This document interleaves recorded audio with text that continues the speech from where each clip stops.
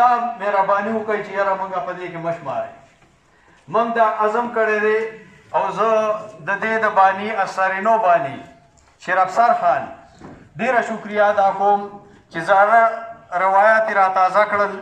کم چې مشرانو به مخکې کول په هغه وخت کې خو زیاتر خو په دې کې مشران شته وو د هغې زمانې نه چې خبر دي کوم په هغه وخت کې مسایل دوره نه وو چې نن کم دي.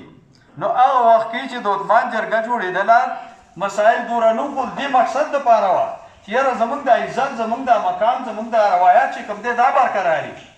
نو په هغه وخت کې حکومت د انګریزانو وو.